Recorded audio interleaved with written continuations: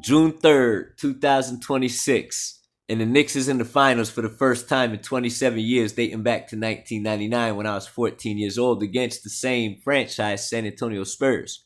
Now, in today's episode of the Mentality of the New York Knicks, I'm going to explain why and how the New York Knicks are going to sweep the San Antonio Spurs 4-0. 4-0. I'm not giving them a game. I feel like if I say Knicks in 5, that's disingenuous to this team. That's giving San Antonio a free win.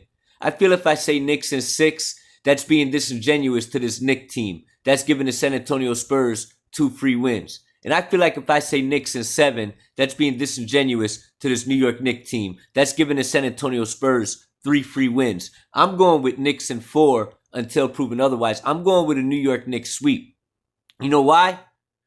Because we're on an 11-game winning streak. That's the longest, not only in New York Knicks franchise history, but it's the longest winning streak in all of New York sports. You could date back to Babe Ruth and Roger Maris and Lou Gehrig, and the list goes on and on. The 98 Yankees. You could go to the 94 Rangers. You could go to the 82 and 83 New York Islanders. You could go to the New York Jets and extend multiple postseasons across multiple postseasons, and the Giants and the Bills and the Buffalo Sabres and the New York Liberty, the Brooklyn Dodgers dating back to Jackie Robinson. You go back to Willie Mays Hayes with the New York Baseball Giants. I mean, you go to the New York Mets.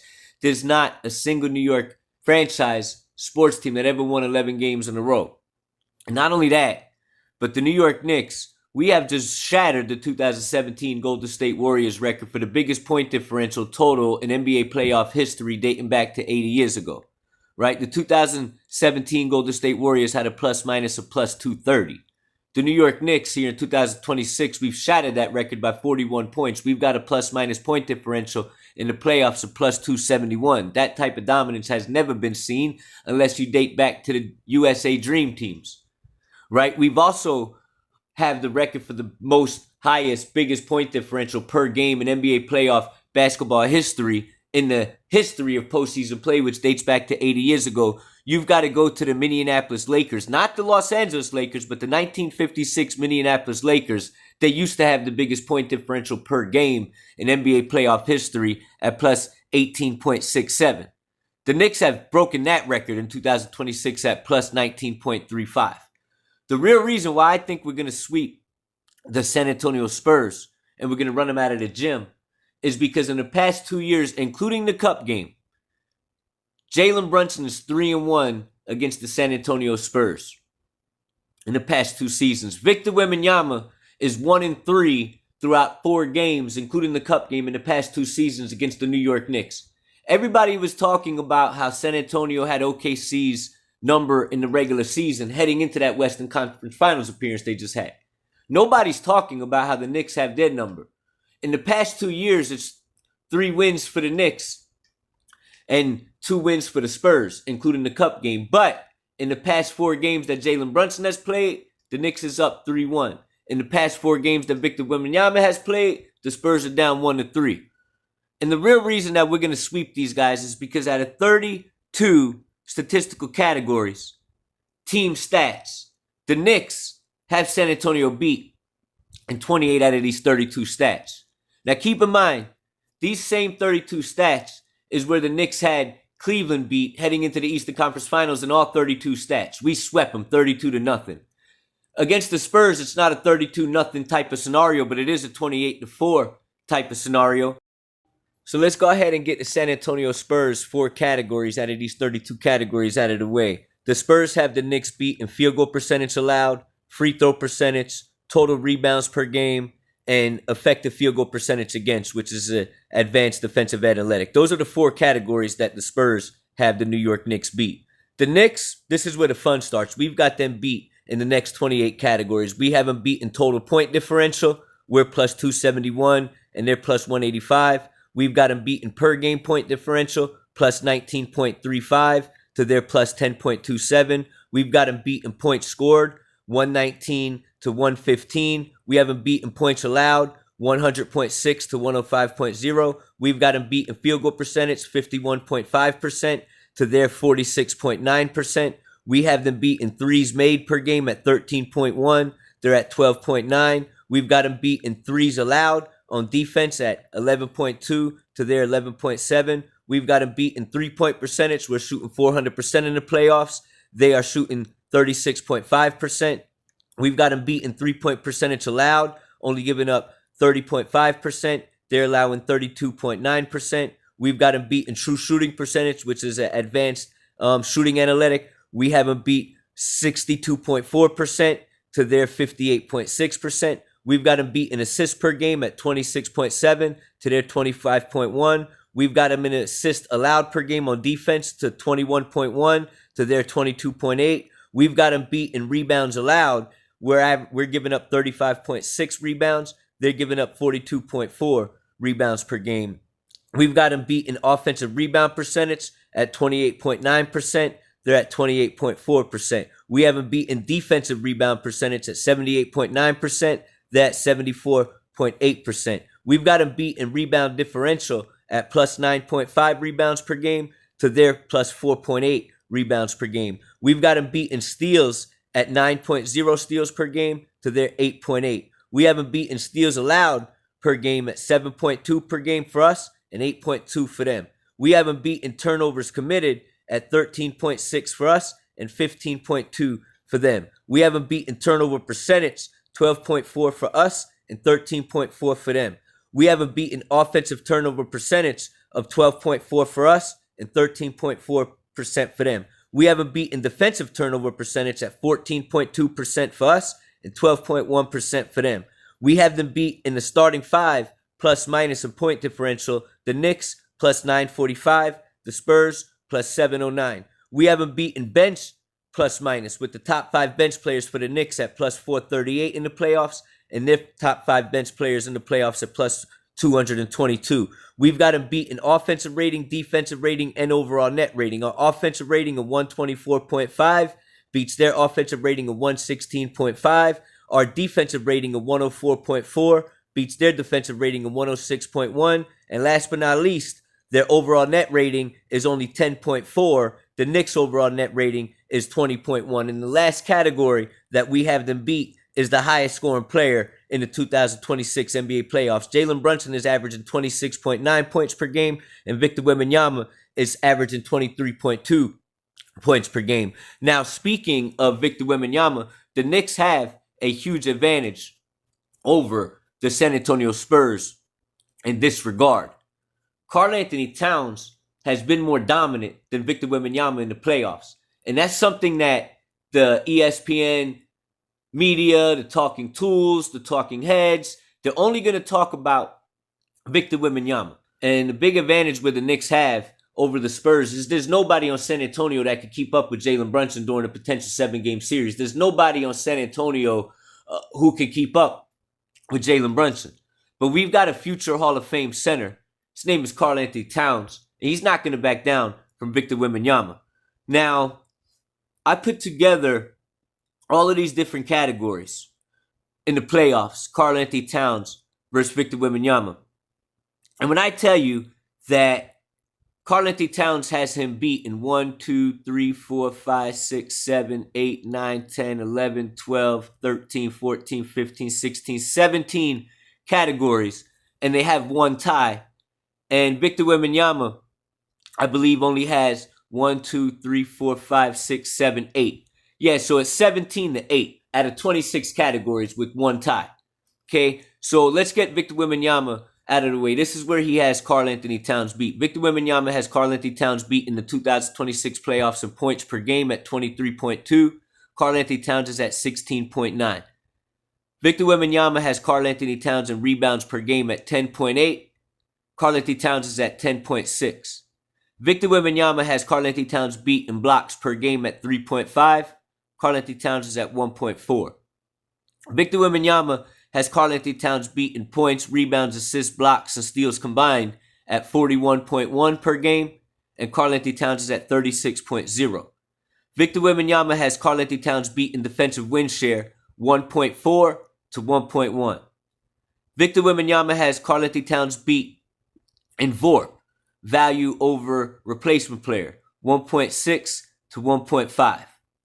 Victor Wembanyama has Karl-Anthony Towns beat in overall win share 3.1 to 3.0.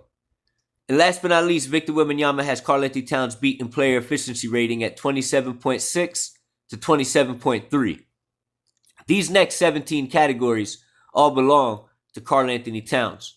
Rebound percentage. And the reason why Victor Wembanyama was having more rebounds per game, 10.8 to 10.6, is because Victor Wembanyama has played about 3 minutes more per game than Karl-Anthony Towns. That does not make him a better rebounder than Karl-Anthony Towns. So these are the 17 statistical categories where Karl-Anthony Towns has Victor Wembanyama beat in these 2026 playoffs. Rebound percentage, Karl-Anthony Towns, 21% to Victor Wembanyama, 18%. Assists per game, Karl-Anthony Towns 5.9 as a facilitating like Nikola Jokic from the top of the key is at 5.9 assists per game, and Victor Wembanyama is only at 2.7. In steals per game, Karl-Anthony Towns is at 1.2, Victor Wembanyama is at 0.9. In field goal percentage, Karl-Anthony Towns blows him out of the water in all of the shooting statistics. Field goal percentage, Karl-Anthony Towns 57.2%, and Victor Wembanyama 51.0%. 3-point percentage, Karl-Anthony Towns is damn near shooting 500 from 3 at 48.9%. Victor Wembanyama is only shooting 37.0%. In free throw percentage, Karl-Anthony Towns is at 89.1%. Victor Wembanyama is at 87.0%. True shooting percentage and advanced analytic when it comes to shooting, Karl-Anthony Towns is at 71.3%. Victor Wembanyama is only at 63.6%. When you look at double-doubles, they're tied with 9 each, but Karl-Anthony Towns has done it in 14 games. Victor Wembanyama has done it in 17 games. So when you go double-doubles, Karl-Anthony Towns hasn't beat in that regard. Triple-doubles, Karl-Anthony Towns has 2. Victor Wembanyama has 1. And plus-minus total, Karl-Anthony Towns is at plus 214. Victor Wembanyama is at plus 188. In plus-minus per game, Karl-Anthony Towns is at plus 15.2. And Victor Wembanyama is at plus 11.0. Offensive win share, Karl-Anthony Towns is at 1.9. Victor Wembanyama is at 1.6. Win share per 48 minutes, because Wembanyama might have had him beat in the overall win share, but when you look at win share per 48 minutes, he's at 2.65, and Karl-Anthony Towns is at 0.346. When you look at OBPM, which stands for offensive box plus minus, Karl-Anthony Towns is at 5.6. Victor Wembanyama is at 5.5. When you look at defensive box plus minus, DBPM, Karl-Anthony Towns is at 6.3. Victor Wembanyama is only at 4.2. When you look at overall BPM, overall box plus minus, Karl-Anthony Towns, of course, is winning 11.9 to Victor Wembanyama 9.7. When you look at offensive rating, Karl-Anthony Towns is 137, and Victor Wembanyama in these playoffs is at 122. And believe it or not, when you look at defensive rating, Karl-Anthony Towns is 99, and Victor Wembanyama is 99. It's a tie in defensive rating. Karl-Anthony Towns, ladies and gentlemen, he checks most of these boxes. Karl-Anthony Towns checked 17 of them boxes, and Victor Wembanyama only checked 8 of them boxes. So if you think that Karl-Anthony Towns is going to back down from Victor Wembanyama, I've got news for you. Karl-Anthony Towns isn't a 7'1", 210 toothpick like Chet Holmgren was. And Karl-Anthony Towns is going to present problems to Victor Wembanyama that OKC couldn't, because Chet Holmgren is not a three-point shooter, and that's the reason why he shot 2 for 11 against San Antonio in the Western Conference Finals. Isaiah Hartenstein is not a three-point shooter, and it's the reason why he went 0 for 1 from 3. Karl-Anthony Towns is damn near shooting over 500%, close to 500% from three-point range. Victor Wembanyama against OKC, because Isaiah Hartenstein wasn't a threat to shoot the three-pointer, and Chet Holmgren wasn't a threat to shoot the three-pointer. He got to stay at home, protect the paint, and worry about defensive rebounds, and that's why he averaged over 7 rebounds on the defensive side against OKC in the Western Conference Finals. He's not going to be able to stay at home and live in the paint and protect the rim and worry about defensive rebounds, not with Karl-Anthony Towns facilitating like Nikola Jokic from the top of the key, right? And at the end of the day, we've got 4 grown men who's going to come after Victor Wembanyama, is going to fight him. We're going to have Karl-Anthony Towns fighting him. We're going to have Mitchell Robinson fighting him. We're going to have OG Anunoby fighting him. And we're going to have Josh Hart, just like Alex Caruso, fighting him. And the advantage that the Knicks have is we have players that could go up against and fight Victor Wembanyama. We could stop at Karl-Anthony Towns. I just read the stats in the playoffs. We could stop at Karl-Anthony Towns. But there's nobody on the San Antonio team that's really going to be able to come out there and stop Jalen Brunson. I love the way we match up against these guys. Karl Anthony Towns against Victor Wembanyama, I'm not giving him an advantage. OG Anunoby versus Julian Champagnie at power forward. The Knicks have a big advantage in that regard. Julian Champagnie, he might have shot, 11 for 17 or something like that early on in the season, I believe in December, from three-point range. But what did he do in the next 2 games? 1 for 4 from the field with 3 points. The next game, 1 for 5 from the field. In the cup game with 3 points. We figured him out after he went, I believe, 11 for 17 the first time. Josh Hart versus Devin Vassell. Josh Hart at small forward will run circles around Devin Vassell. Mikal Bridges at shooting guard. If he went and put Tyrese Maxey in the blender and put him under the penitentiary jail cell in Philadelphia, if Mikal Bridges put Donovan Mitchell as well as James Harden under the jail cell, we got a huge advantage over Stephen Castle at shooting guard. And then at point guard, I love Jalen Brunson over De'Aaron Fox. De'Aaron Fox can't keep up with Jalen Brunson. None of these guys, Devin Vassell, Stephon Castle, De'Aaron Fox, in the past 2 years, Jalen Brunson is averaging about 25 points and 8 assists against these guys in the past 2 years with a winning record of 3-1. None of them can stop him. This doesn't even include the 61-point game from Jalen Brunson against San Antonio 3 years ago. I'm just talking about in the past 2 years, the last 4 games, including the cup game, Jalen Brunson is averaging over 25 points a game against these so-called defenders of San Antonio, Devin Vassell and Stephon Castle and De'Aaron Fox. They're all getting cooked. They're getting cooked. Jalen Brunson in the kitchen cooking against them. They can't stop him. Right now, when you look at the second unit, we've got Deuce McBride going up against their Dylan Harper. Right, I think Deuce McBride is going to run circles around this rookie. We've got Mitchell Robinson, who's also going to guard Victor Wembanyama, but in the second unit, he'll be going against their Luke Cornett. We've got Landry Shamet, who's playing like Klay Thompson, but coming off of the bench, lighting it up from 3, playing dog-like perimeter defense. He'll be going against Keldon Johnson, who's the rookie of the year, but Keldon Johnson's minutes have gone down tremendously in the playoffs, about 5 minutes less in the playoffs than the regular season, because he's shooting like dog shit, right? We've got Jordan Clarkson, former 6th man of the year, going against a washed-up 34, 35, maybe 36-year-old Harrison Barnes, who's playing about 10 minutes in the playoffs. The coaching staff for San Antonio doesn't want to play Harrison Barnes. We've got another impact player, our 10th man off the bench, Jose Alvarado. No basketball player, no roster has a 10th man as impactful as Jose Alvarado, who's able to go out there and guard full court press the whole 94 feet of the court. He's able to go out there and excel in transition alongside of Josh Hart. He plays with that inner city New York energy. There's not a 10th man in the NBA with on-ball perimeter defense that's just more overall impactful than Jose Alvarado. They've got for their 9th and 10th man, I think Luke Cornett's their 10th man. The 9th man, Carter Bryant. San Antonio's coaching staff really doesn't want to play him. He's averaging less than 10 minutes in the playoffs. So the New York Knicks, we are ready. We've got the starting 5 that's better than theirs. We've got the bench that's better than theirs. And we win the scoring matchup. If you want to look at scoring potential and scoring ability amongst the starting 5, we could do that. Karl Anthony Towns, career high, 62 points. De'Aaron Fox for the Spurs, career high, 60 points. Jalen Brunson's career high, 61 points. Victor Wembanyama's career high, 50 points. Mikal Bridges' career high, 45 points. Stephon Castle's career high, 40 points. Josh Hart's career high, 44 points. Devin Vassell's career high, 37 points. And OG Anunoby's career high, 40 points, is higher than Julian Champagnie's career high of 36 points. Our starting 5 has a scoring advantage over their starting 5. And then if you want to go 6-man for 6-man, Deuce McBride, his scoring high, I don't have it memorized. I looked at it last night, but Deuce McBride's career scoring high is higher than the rookie Dylan Harper's scoring high. So there you have it, man. I really think that the Knicks are going to come in to San Antonio tonight. We're going to whoop them tonight. I'm predicting by over 20 points. I think we're going to whoop them tonight. I think we're going to run them out of their own gym. I think we're going to run them out of their own arena. Once we get that 1-0 lead, we're going to steal home court advantage immediately tonight. We have the best killer instinct that the world has ever seen in NBA playoff history. Our closeout games against Atlanta, Philadelphia, and Cleveland, it combined over 40 points, I believe.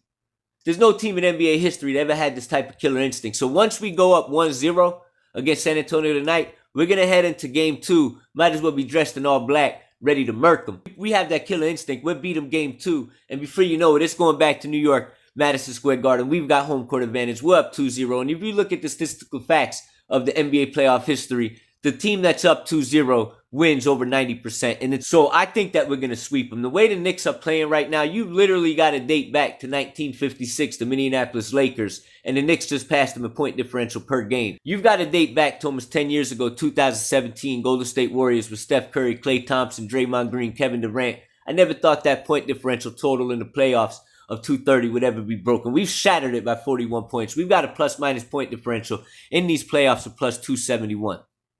We, in the fourth quarter, because of Jalen Brunson being fourth quarter clutch MVP and playing with no fear, and this is rubbing off on the entire team, we have the biggest point differential in NBA history, regular season and playoffs combined, in fourth quarter point differential. And like I said, they don't have anybody on their team that could stop Jalen Brunson. It's not De'Aaron Fox. It's not Julian Champagnie. It's not Dylan Harper. It's not Keldon Johnson. It's not none of them. It's not Stefan Castle. It's not Devin Vassell. Go back and look at what Jalen Brunson has done against these dudes in the past 2 years. Like I said, he's 3-1 against them throughout the past 4 games, including the Cup game. He's averaging over 25 points. He's averaging over 8 assists per game against them. And he's even at almost 5 rebounds. He's at like 4.75 rebounds per game. Jalen Brunson doesn't average 5 rebounds against any team. He's almost averaging 5 rebounds. He bullies their guards. So that's all I got to say, man. Thank you for tuning in to another segment of the mentality of the New York Knicks. The New York Knicks, we in the finals since 1999. It's 2026, and we're coming for that sweep. Knicks in 4.